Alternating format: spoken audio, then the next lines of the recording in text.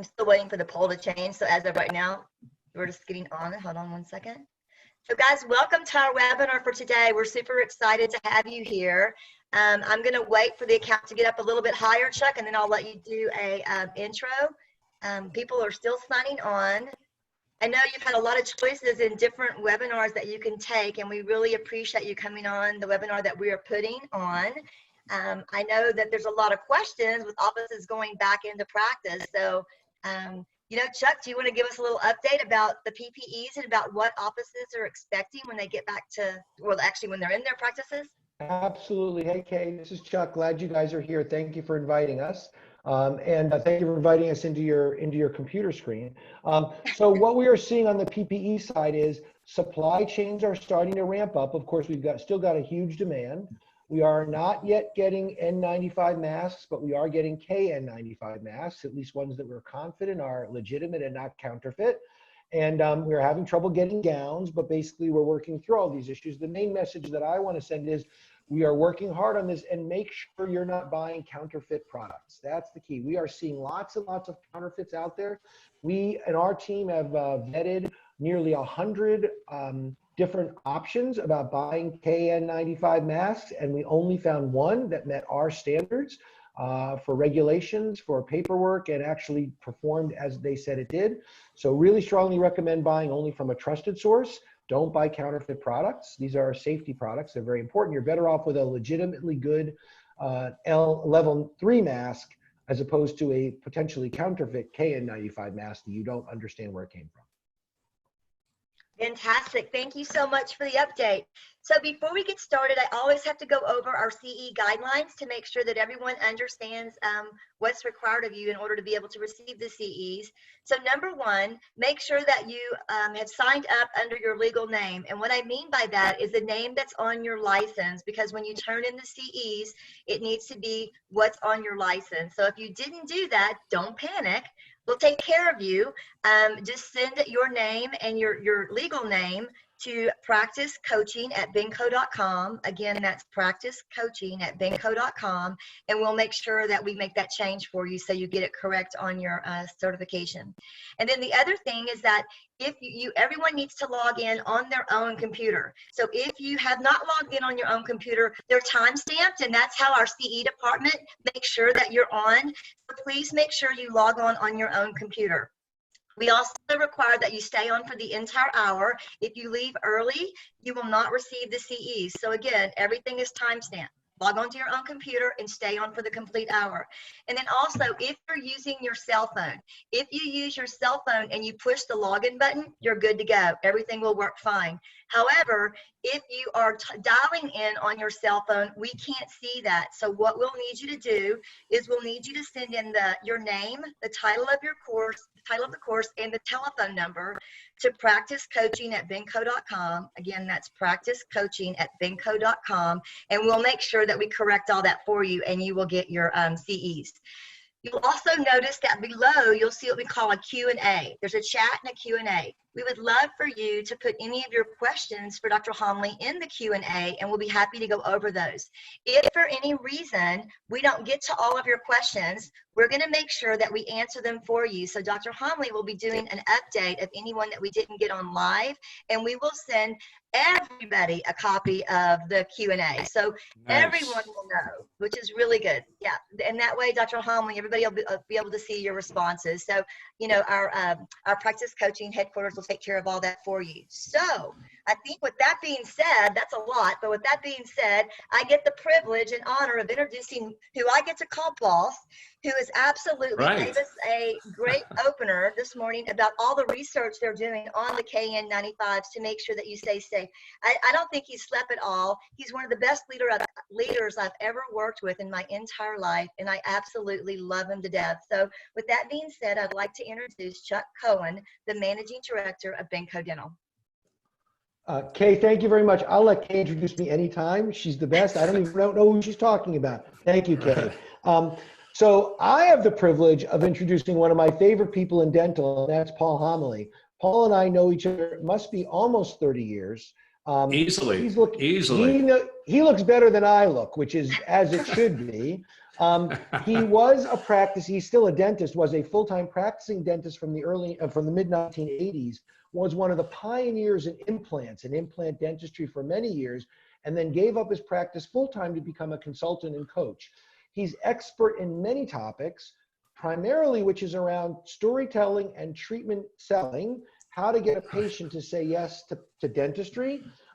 Interestingly enough, I'll just share with you, he has done some training for our own Benco team along the way, both our sales team and our management team. And I know he does a fair amount of training even outside dental for how to get experts, how to be an expert in what you're doing, and how to communicate your expertise to the people you're talking to. And he's very good at it. So he's not just a dentist. He's not just an implant pioneer. He's not just a friend. He actually is one of the knowledgeable key opinion leaders and thought leaders in the topic of how to get people and patients to say yes to dentistry. As we all go back to our practices, it's even more important that we watch the revenue side and we get patients to say yes to the treatment that we know they need. So Paul, let's start with one simple question, which is, what has changed in the treatment presentation process post-COVID-19? Where do you think this is going, and how can we help our doctors be better at it as the world changes and as we emerge from this crisis? Yeah, Chuck, I don't think you need a crystal ball to know what's going to happen as dental practices open, and probably for the next foreseeable future. Unemployment is at an all-time high. Fear factors are high.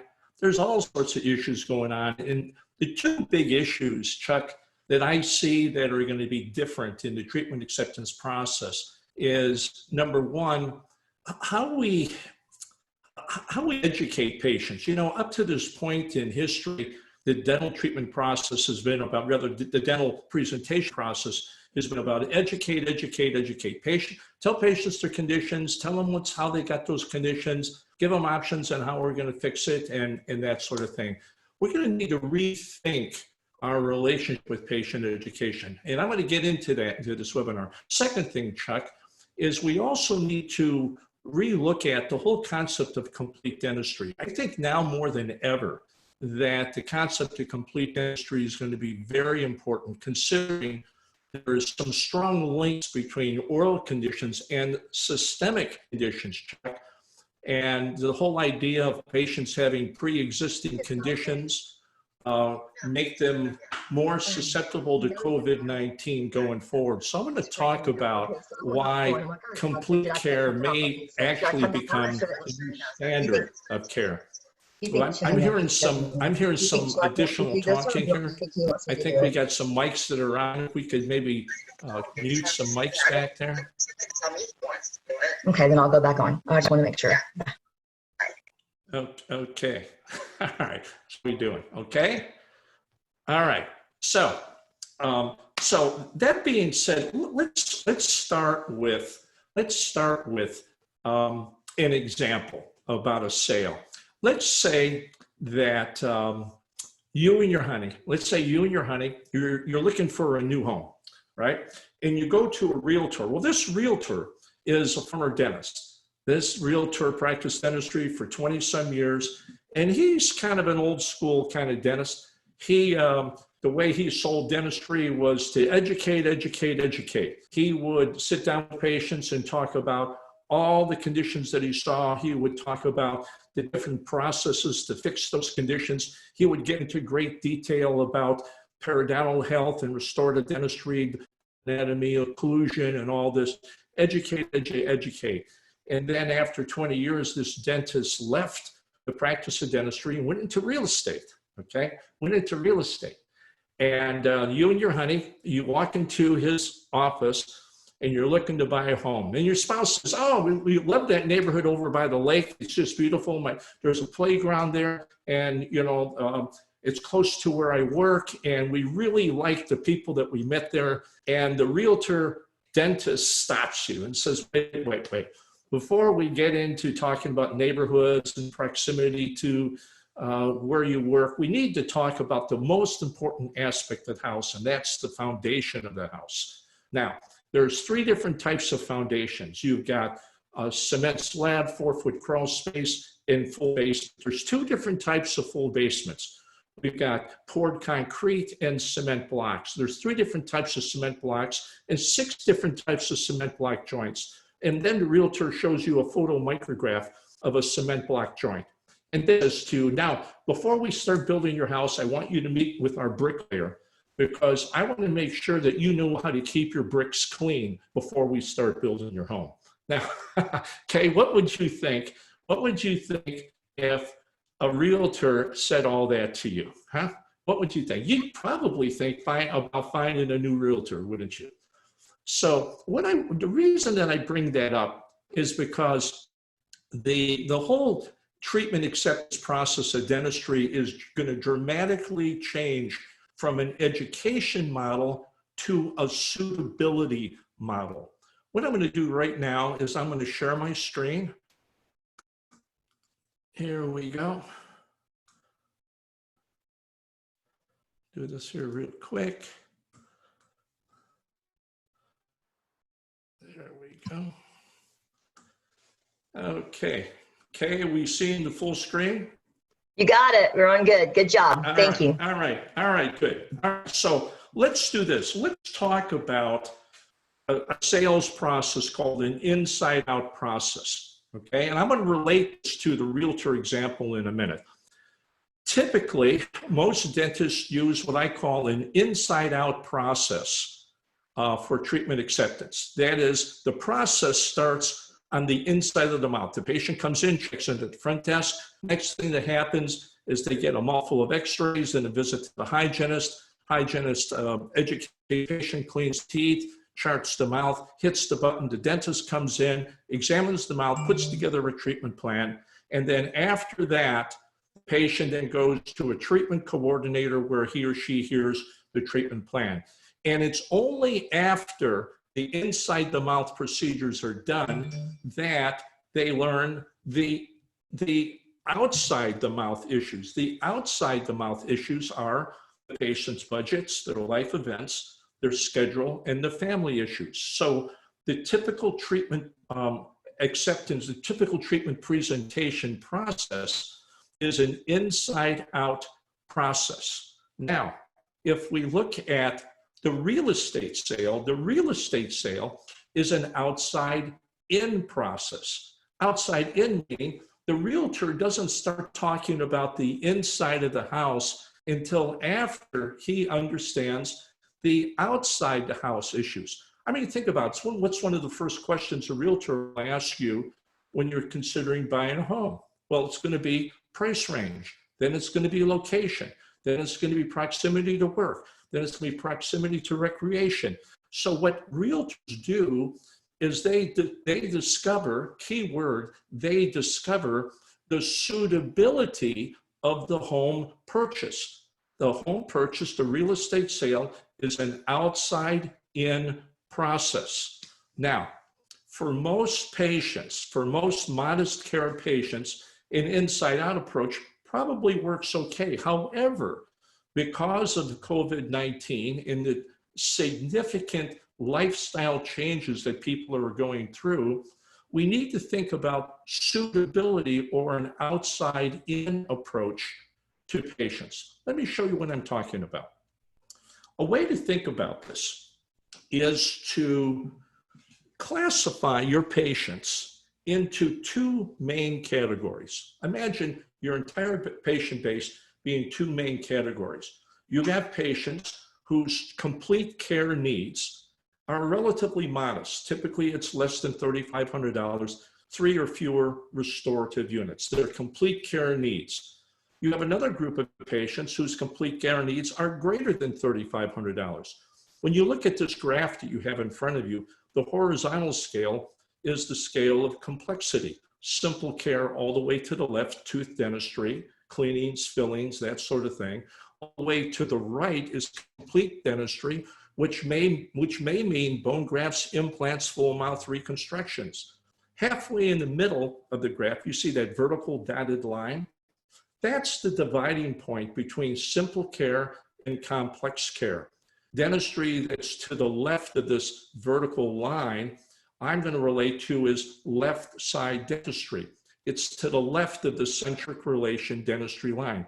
These are patients that require no changes in their vertical dimension, anterior guidance, plane of occlusion, or condylar positions. These patients can be treated well with triple trays, barn door hinges. There's modest, simple care. Patients to the right side of this line do require changes in planes of occlusion, condylar position, anterior guidance, vertical dimension. These fees are greater than $3,500. The reason that this becomes very important now is that these two groups of patients behave very differently during the treatment acceptance process. Left side patients, let's start with left side patients. These patients typically are younger. These patients typically have minor conditions. These folks typically have minor disability. If you're taking notes, now is a good time to start. A disability is the emotional component of the patient's condition. So for example, Mabel had a front tooth fractured. She goes to work, she's a teller at a bank. About 10:30 in the morning, she notices people staring at her front tooth. Now she stops smiling, she stops talking to people. She's embarrassed about her front tooth. The condition is the chipped tooth. The disability is her embarrassment. Disability is not in the patient's mouth. The disability is how it hinders the patient's lifestyle. And what I'm saying here is typically left side patients have minor disability. Left side patients typically have minor fit issues. A fit issue is a life circumstance. It's their budget, it's a work schedule, their health, their travel, their family life. It's all of the complexities of a person's life that they need to fit dentistry into in order to accommodate their dental care process. And what I'm saying here is typically left side patients have minor fit issues. The fees are relatively low. The time in treatment is relatively short. So they have the opportunity to fit it into their life. Left side patients, the driver of treatment acceptance for left side patients typically is patient education. That should be no surprise to you. But here's why. Many times left side patients have no symptoms. They are unaware of their conditions. So we do the exam, we show the patient they've got asymptomatic periapical abscesses or impacted third molars or class 2 decay they're unaware of. Well, we show them these conditions and they become concerned. Concern is a form of disability. So with left side patients, we educate them into disability. We educate them into concern. So the driver of treatment acceptance for left side patients is patient education. That's where most dentists reside relative to their treatment presentation process. It is an education-centered process. Finally, these people typically are ready for care. Why? Because it fits. It fits their budget and it fits their schedule. Now, let's look at right side patients. Oh, before we do, left side patients typically respond okay to an inside out process, as I described earlier. They come in, they get the x-rays, they get the cleaning, the doctor comes in, and then the outside mouth issues here typically are not deal breakers for left side patients because these outside the mouth issues are fit issues that patients can compensate for. Right side patients, totally different. Right side patients are mature. Typically, they're over 50. I am over 50, and I'm telling you, when you're over 50, over 60, over 70, what happens is that relationships with healthcare providers become far more important than they ever have. These right side patients, they're not looking to get in and out of your office. They're looking to have relationships with healthcare providers because they have relationships with other healthcare providers, the urologist, the oncologist, the cardiologist. They spend a lot of time in healthcare. So they're looking for relationships. They have a different mindset about the importance and value of healthcare. That isn't always the case, as you know, with left side patients. These folks have major conditions, missing teeth, TMJ pain, phonetic issues, occlusion issues. a significant systemic issues related to poor digestion and poor ability to chew. These people have major disability. These are the emotional components. They're not confident in their appearance. They're not confident in intimacy situations. They worry about their health. They don't like their appearance. They're unable to speak with clarity and confidence. So there's many emotional disabilities that accompany right side conditions. Right side patients have significant fit issues. You know, it's no longer an $1,800 fee for a left side patient. Now it could be $18,000, it could be $28,000.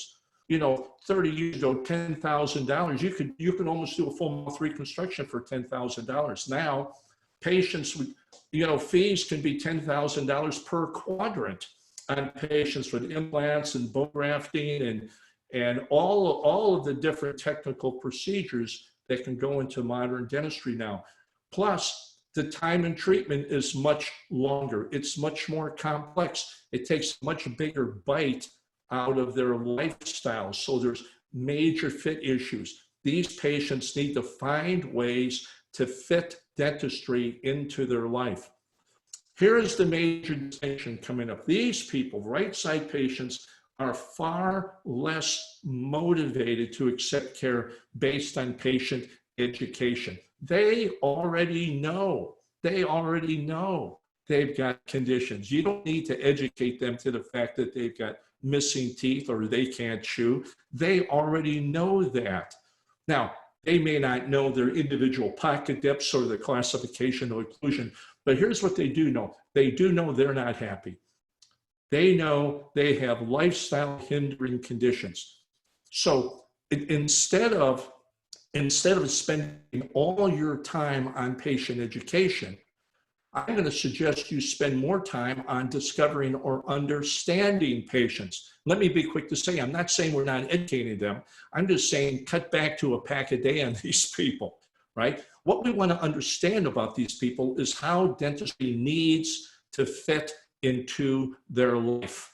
The driver of treatment acceptance for right side patients is giving them the experience of being understood. And I'm going to show you how to do that coming up.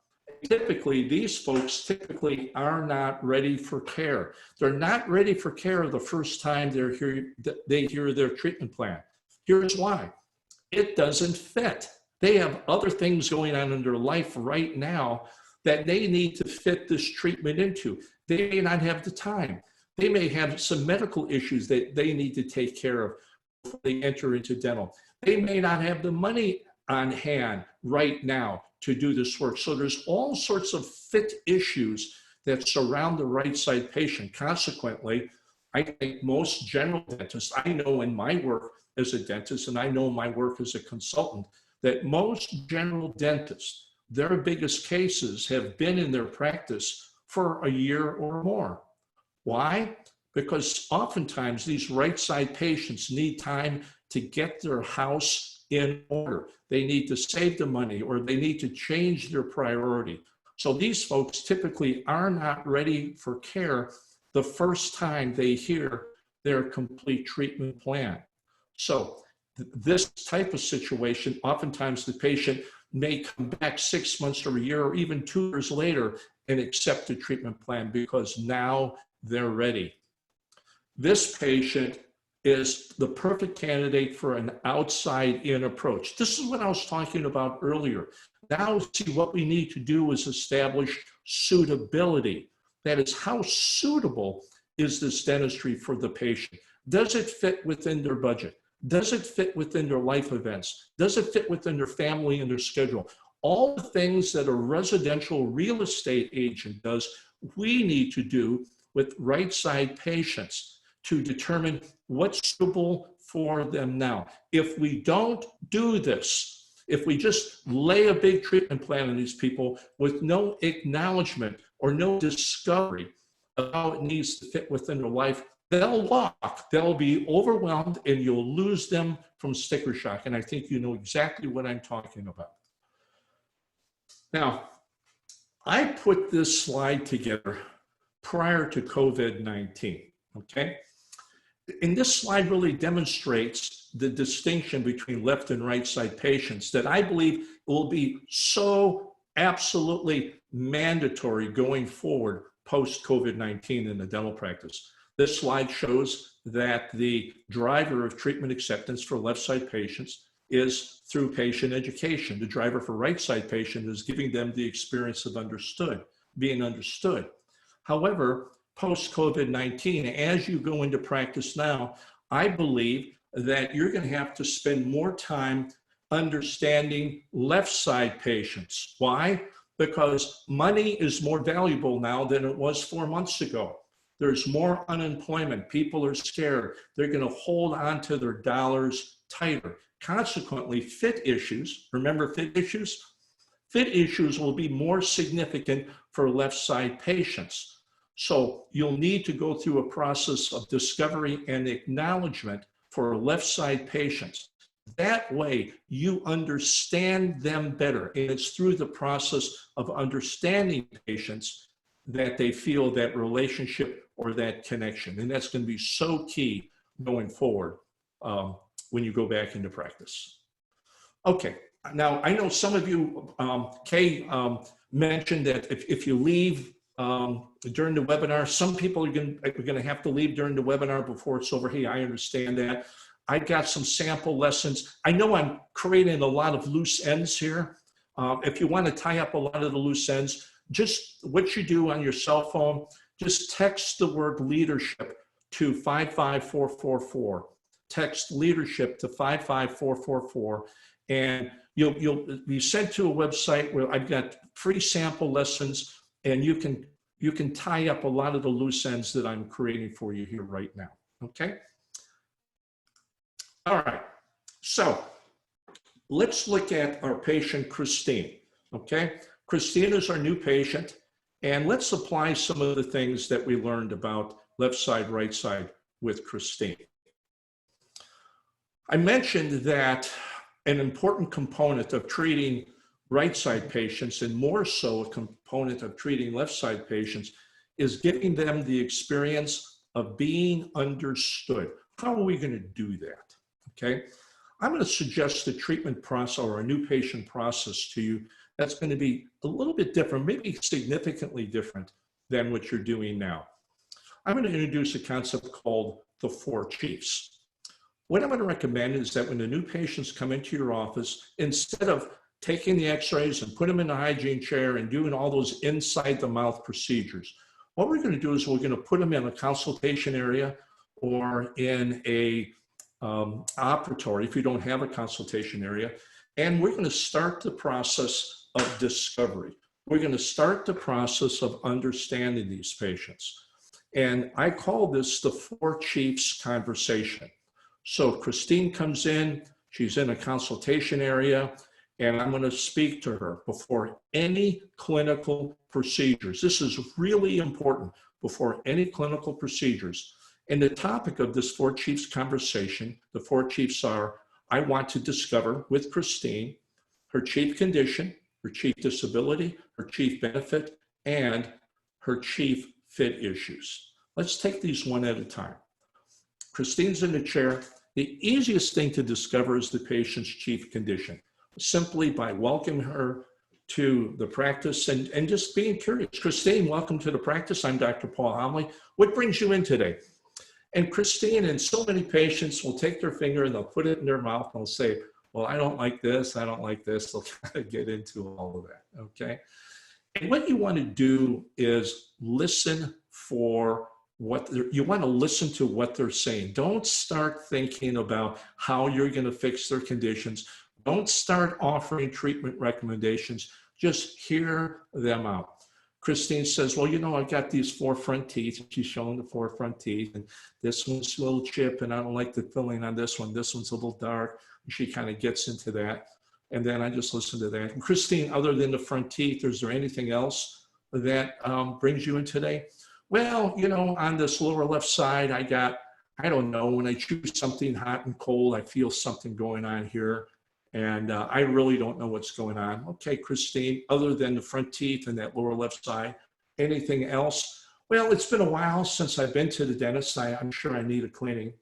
And so what I'm doing is I'm remaining curious. I'm getting Christine to talk about all those things that concern her. And I'm paying attention to what she's saying. I'm not thinking, nor am I recommending treatment recommendations. Once I have an understanding of her concerns, now I'm going to get curious. That's the key word here. I'm going to get curious about the disability. Remember, the disability is the behavioral component. It's the emotional component of the patient's condition. So after Christine tells me about the conditions, I'll say, well, Christine, I'm looking at your record. You mentioned that it's been a while since you've been to the dentist. Tell me what's going on now that makes the appearance of your front teeth more important for you now. Is there a special event, something coming up? And see, what I'm trying to do is to get Christine to tell me why she wants her front teeth fixed. You see, I'm not worried at this time about telling her how I'm going to fix it. I'm more concerned right now of why she wants her teeth fixed. And this is so important for right side patients, because oftentimes right side patients have had these conditions. They've had them chronically. They've had them for a while. And typically there's a precipitating life event that creates readiness in patients to have the care done. Discovering readiness, that's what the chief disability is all about. So Christine, I'm looking at your record and you've told me it's been a while since you've been to the dentist. What makes this important for you now? Is there anything going on? Well, Christine, she just lights up like a Christmas tree. She says, oh, it's my daughter. My daughter's getting married. She's our only child, and we're all excited about the wedding. And she goes on and on about the wedding. And she says, I'm the mother of the bride, and I want to look great for the wedding. I want to look great for the photos. And so as she's talking about the wedding, what I'm going to do now is I'm going to start sharing with this patient my experience with my daughter's wedding. I'm going to talk to my daughter, Kristen, when she got married. Christine, does your daughter have the shoes? Does she have the dress? I'm going to get into this disclosure with the patient. What I'm going to do is I'm talking to this patient, person to person. I'm not talking to this patient, doctor to patient. I hope you really heard what I just said here. See, this conversation is not about clinical recommendations. It's about the process of discovery. And this is going to be so important going forward as you enter back into practice. So Christine's telling me about her daughter's wedding. Well, Christine, is there anything else going on beside the wedding? She said, well, my husband and I, we were planning a trip to Portugal, and I don't know if we're going to do that now. I said, well, what's in Portugal? She said, well, my husband's brother's there. And I said, well, my wife is interested in going to Portugal, and we've kind of had to put our plans on hold too. So now I know that Christine's motive, her disability for getting her teeth fixed, is she wants to look great for her daughter's wedding. That's the behavioral benefit. That's the third chief. You see, I want to discover the chief benefit of why this patient wants their teeth fixed. Now, does this always apply to left side patients? No, it doesn't. Oftentimes, left side patients have no disability at all. That's why patient education is so important for left side patients. But for right side patients with significant conditions, and if they had those conditions for a long term, they've been chronic conditions, and now they're in the dental office, typically there's a precipitating life event that brought them into the practice. That life event, discover what that life event is. And by so doing, you'll discover the chief behavioral benefit. And we're going to use this benefit when we present care. And during all this conversation, I'm going to be listening for the chief fit issue. The fit issues are those life circumstances. I talked about this earlier. The fit issues are going to be the budget and the travel and the health. And what do I know about Christine? Just through being curious and having a conversation with her, just by being curious, I'm listening for those fit issues that will impact her ability, her suitability to get her treatment done. Fit issues. And fit issues, we hear them all the time. However, we don't listen for them. See, what I want to do is during the treatment presentation process is I want to acknowledge her disability, her chief benefit, and her fit issues during the treatment presentation process. This is going to be so big going forward. Okay, so I'm going to discover the 4 chiefs during that initial conversation with the patient. With Christine, the chief condition is her 4 front teeth. She's got some issues going on the lower left. Her chief disability, she embarrassed about the appearance of her front teeth. The behavioral benefit she's looking for, she wants to look great at her daughter's wedding. She wants to look great at the photos.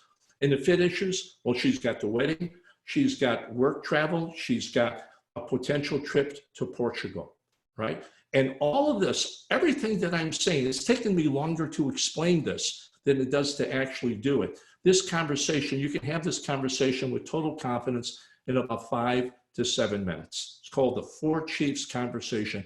And I cannot overstate its importance going forward post-COVID-19.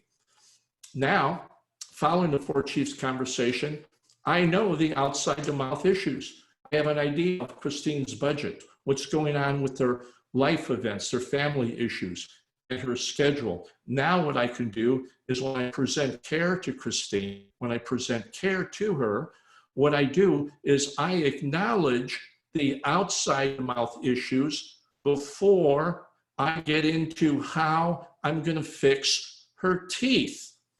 So let's fast forward now. I've done the 4 Chiefs interview. Then I bring Christine into an operatory if we're not already there.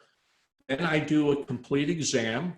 After the complete exam, Christine and I return to a consultation area, or if I don't have one, I'll do this conversation right in the chair.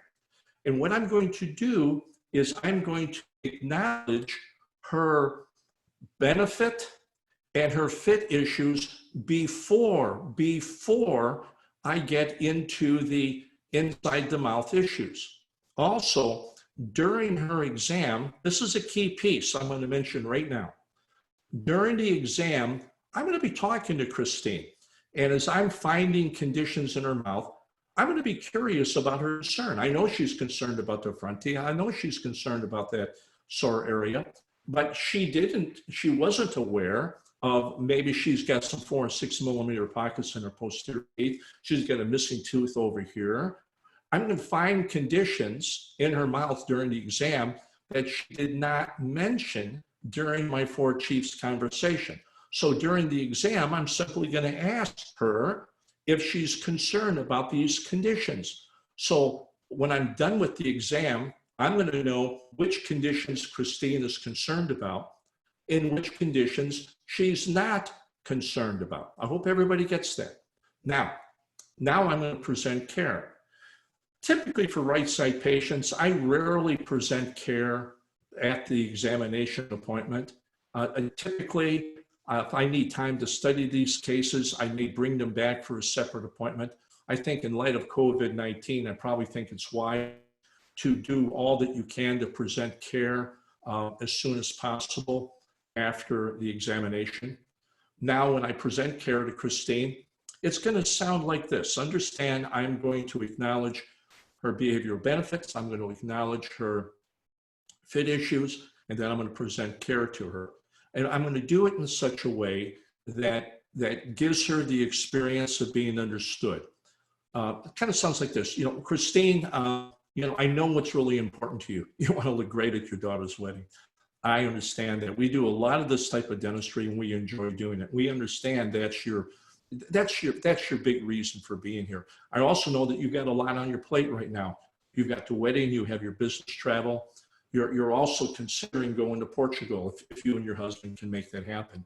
At this point, I would introduce Christine to my patient advocate. Patient advocate, that's what most dentists call their treatment coordinator.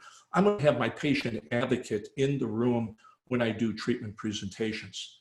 Then I'm going to make recommendations for care that she's concerned about. Christine, First thing I know is that you're concerned about the appearance of the front teeth. My recommendation is to remove the dark enamel and the chipped enamel from the front teeth and replace it with a new enamel-like material. I may have a little iPad and show her some before and afters of cases. I also know you're concerned about that sore tooth on your lower left side. I recommend we remove the crack filling and replace the enamel with a new enamel-like material. And then again, I might show her some before and after. But here's the big difference. I'm now going to recommend treatment for conditions that she told me she's not concerned about. It kind of sounds like this. And Christine, one thing that you mentioned to me that you're not concerned about is that missing tooth on your lower right side. But I want you to know that I am concerned. And when you're ready, my recommendation is to replace that tooth with a dental implant. When you're ready, I'll be glad to talk to you more about that. Christine, what questions or what comments do you have for me? And so what I've done here is I have created a sense of suitability around recommending treatment for her. I've acknowledged her outside the mouth issues. Notice I didn't try to overcome them. I simply acknowledged them. I gave her the experience of being understood. Okay. So at the beginning of this, I'm going to take a little sip of water here.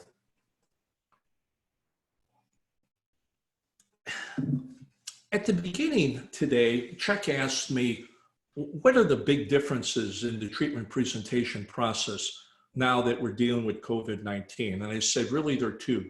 I said, number one, it's a relationship with patient education. And what I just completed, the idea of left side, right side, the idea of the four chiefs, all of that really falls into that category. We're going to need to spend more time understanding patients. And again, it's not that I'm not saying we're going to stop educating them. I'm saying that we need the additional skill of curiosity and understanding how dentistry best can fit within their new life events. Their lives are significantly different than they were before. And you spending that 5 to 7 minutes before any clinical procedures is going to be key, giving them the experience of being understood. The second issue that needs to change is our point of view relative to the concept of complete dentistry. Complete dentistry does not mean complex dentistry. Complete dentistry is the minimum amount of dentistry needed to restore patients to optimal function, comfort, aesthetics, phonetics, and airway. Now, that's not my definition. That's been around for a long time. But the point I want to make is, do dentists believe it? Do they really do it? Or do we pay lip service to it during study club meetings? It's been my experience of over a decade. I've done seminars for 2 decades, and for the last decade, for the last 10 years, I would ask my audiences, and I have the ability of anonymous surveying. They can respond to questions on their cell phones, and the answers appear on the screen. I would ask my audiences, how many of you are reluctant to offer complete dentistry out of concern or out of fear of overwhelming patients or losing them from sticker shock? How many of you are reluctant to offer patients complete care out of concern of losing them from overwhelm or sticker shock? Guess what? Over 70%, 70% of dentists that I've surveyed, this is thousands of dentists now for over a decade, have responded that they are reluctant to offer patients complete care out of fear of losing patients from sticker shock. I suspect there's even going to be more concern, even more fear in the marketplace about offering complete care. And I would say to you, now is not the time to stop offering complete care. As a matter of fact, I want to show you a process to where you can take the whole concept of complete dentistry and breathe life into it. And instead of not recommending complete care, I'm going to show you a way where you can recommend complete care with no fear of losing patients from sticker shock or overwhelm. Let's look at Christine. Let's look at Christine. Christine has, she needs 4 anterior laminate veneers, a crown on number 18, an implant number 19. She needs equilibration and night guard, 4 and 6 millimeter pockets, some periodontal care. She has a significant case. She's about $13,000 case, right in that range there. And it's been my experience that watching dentists for the last 20 years present care, I've spent a lot of time in dental offices listening and watching dentists present care. And I see, I see different styles of presenting care. The first style is the dentist presents for chief complaint only. I see this a lot with young dentists. They present for chief complaint only, same day dentistry. Let's go ahead and take care of that today, okay? This is very modest dentistry. Let's get it done today. That's their treatment plan. Complete care, rather chief complaint only dentistry, same day dentistry. And I'm not saying that this is wrong. And oftentimes same day dentistry is probably the best thing for the patient if they have an emergency nature. But a patient like Christine, just offering same day dentistry to fix that lower left tooth or do something in the front teeth, that's a very, that's under treatment planning this patient. Another style of treatment presentation or point of view relative to offering patients care is they offer care based on the financial comfort zone of the provider. The dentist kind of thinks, well, what could I afford, right? That this is the big mistake, especially with new dentists, is they treatment plan based on their own ability to pay. Or I've seen treatment planning philosophies based on what the insurance will pay. Well, let's check what your insurance will pay and we'll go from there, right? One of my most common experiences watching dentists present care is the multiple treatment plan approach. I call this the Trojan horse method. Dentists would say to patients like Christine, well, Christine, there's a couple different ways we can fix your teeth. We can do this. We can use dental implants and fixed restorative, and we're going to. It's going to take us about 4 to 6 months, and it's going to be $16,000. Or we can use a precision partial dentures, and they will take us a lot less time, and it'll be about 2/3 the cost. Or we can go with traditional removable partial dentures. It's going to be this, this, and this, and the cost is going to be much less. What works best for you? All right. We're using the treatment plan as the Trojan horse to discover the budget. That's the point. We throw multiple treatment plans out there. We put it in the patient's lap and say, you decide. The patient is not in the best position to decide what's best for them. The patient is in the best position to decide what will fit for them, but it's our responsibility to decide what clinically is best for them. And finally, the approach that I want to highly recommend you going forward with is to recommend complete care dentistry. Complete care dentistry is that you're going to recommend treatment for all conditions you see in the mouth, even those conditions the patient is not concerned about. Let me take you through the process to do this. For those high concern providers that are really concerned about losing patients from sticker shock. It's happened to them before. They don't want it to happen again. They are going to bias chief complaint financial zone of provider, or they're going to bias what the insurance will pay. Providers with lower concern are going to be in more of the multiple treatment plan or the complete dentistry range. So there's a gradient from high concern to low concern based on how dentists treatment plan their patients. Let me take you through a process right now that I'm going to recommend that you really think about post-COVID-19.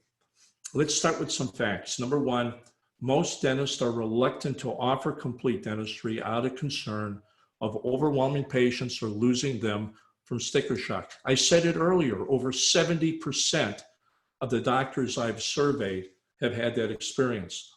Number two, dental regulatory agencies have established guidelines that will diminish the efficiency model of modern dental care. All the donning and doffing, all of the room preparation, all that is so that significantly slow the treatment process down. Also, we are no longer going to have the luxury of hopping from chair to chair to chair, seeing multiple patients at one time. We're going to have to slow the process down. Number three, I'm going to highly recommend that we introduce patients to the concept of complete dentistry early in the appointment. During that Four Chiefs conversation, I'm going to say to Christine, COVID-19 has changed medical care and has changed dental care delivery. They'll understand it. They see it every day on TV. I'm going to recommend to you, Christine, that when I examine you, I'm going to look for all conditions, and I'm going to recommend treatment for all conditions, because we don't want to leave anything in your mouth that could aggravate pre-existing medical conditions. This is a big thing. How often do we hear on television right now that COVID-19 is opportunistic to pre-existing medical conditions? Patients will understand that.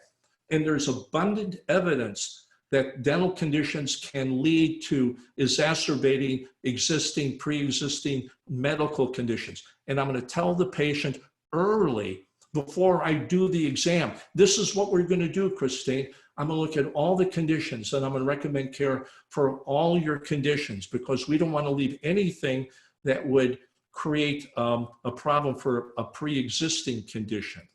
Number four, when I actually do the treatment presentation, I'm going to recommend complete dentistry, including the conditions the patient is not concerned about. And you heard the language that I used earlier.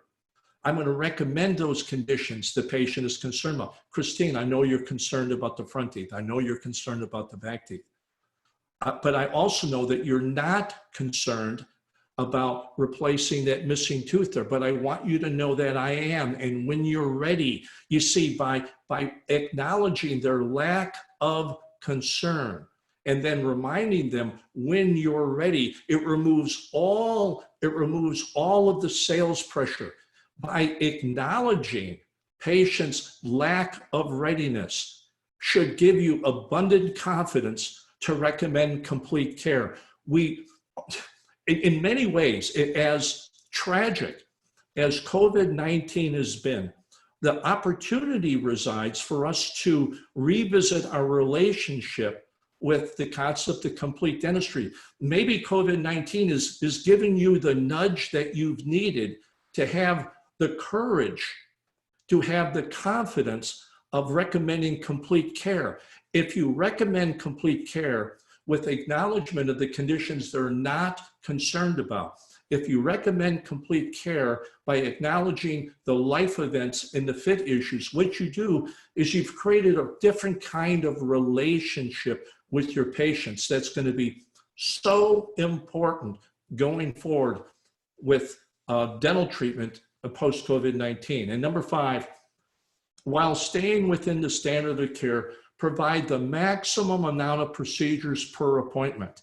In other words, we're going to start bundling things. The fewer return visits, hear what I'm going to say, the fewer return visits patients have, the safer they are. Tell them that.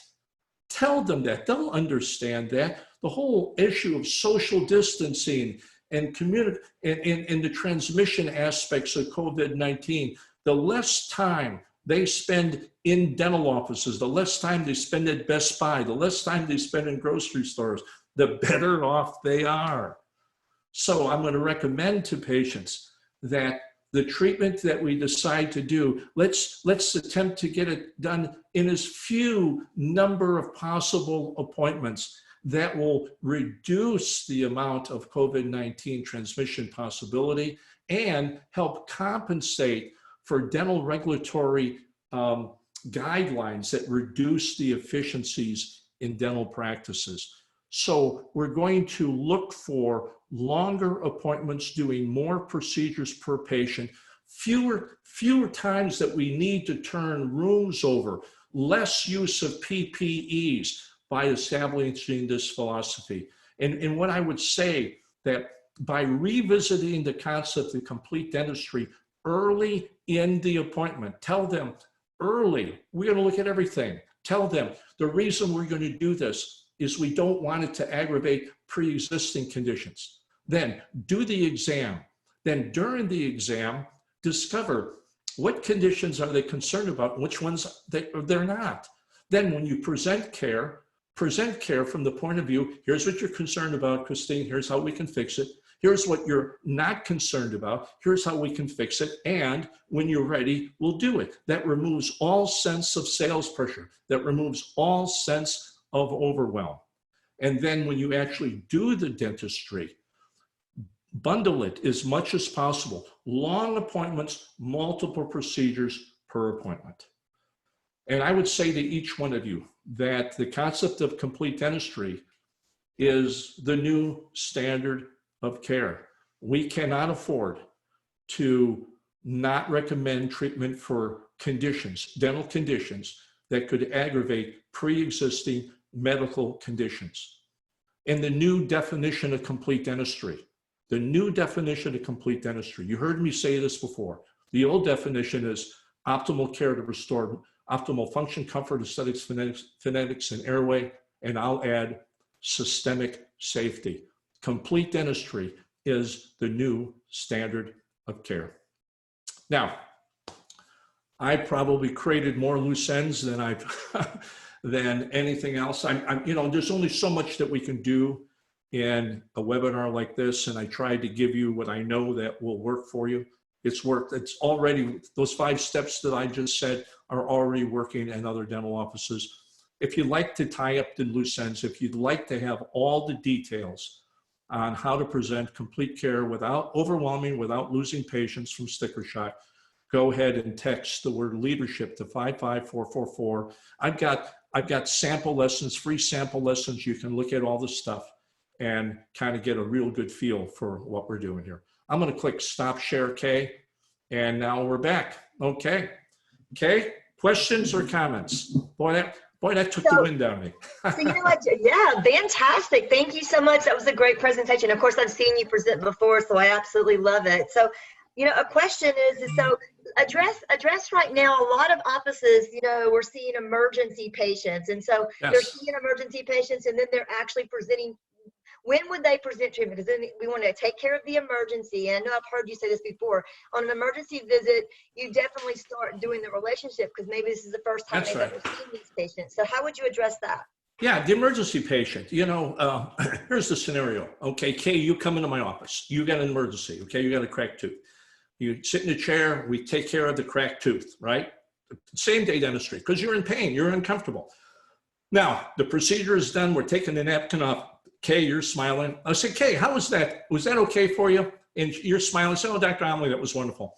I said, well, Kay, while I was working on this tooth here, I noticed you've got other conditions in your mouth that concern me. Did you know that you had some other things going on? And now I would just listen. Yes, I know it's been a while since I've been to a dentist. And then finally, I would say, well, Kay, my experience treating conditions like yours with other patients, it will be no more difficult than you went through today. And what I would ask you is, when you're ready, come back to our office for a complete exam. That way I can tell you about those conditions that could turn into emergencies later on. Kay, would you do that for me? Would you do that for me? Did everybody hear that at the end? What you want to do is get patient acknowledgement of the ease of the emergency appointment.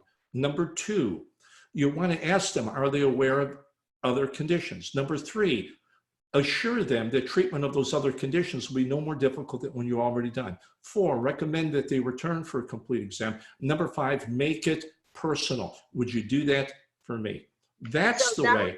That would be the same case if that was a brand new patient. And what if it was an existing patient that has just fallen past that 18 months because for some reason they didn't go back? You would do the same exact thing? Exact same thing, no different.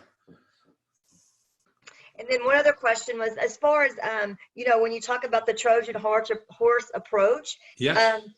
Isn't it the doctor's responsibility to let the patient have as many options as they can to pick treatment? Absolutely, yes. But I wouldn't present that as the definitive treatment plan. What I recommend is doctors recommend complete care based on what they feel is best for the patient, and then work out the necessary fit issues around that. However, once that's done, then I have a separate conversation at the same appointment. That's called the consent conversation. See, what I do, Kay, is I separate case presentation from the consent conversation. The consent conversation is benefits, risks, and alternatives to care. So in Christine's case, after I recommend my treatment plan to her, and she's had a chance to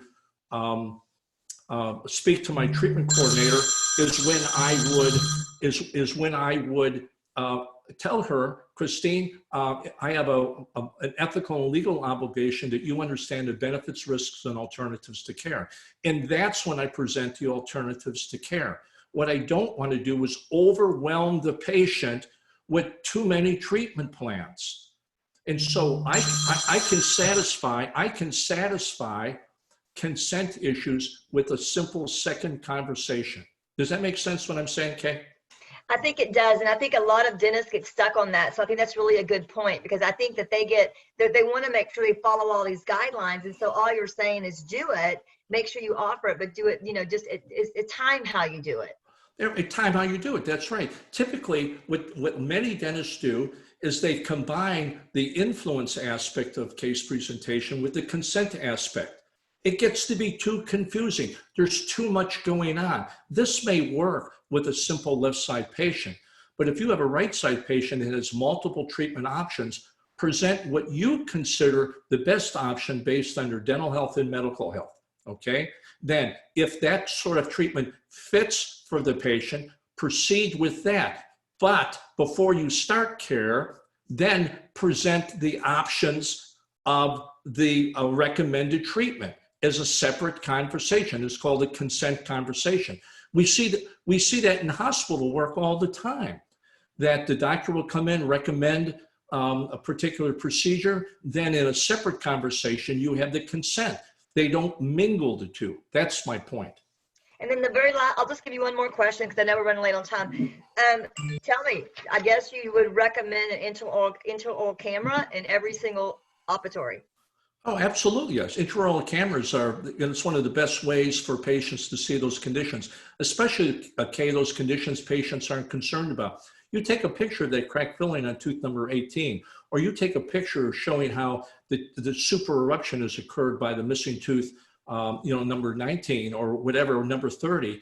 When patients see it, it's easier to believe, it's easier for them to understand. Absolutely, yes. And the cost on intraoral cameras has come way down and the convenience is terrific now.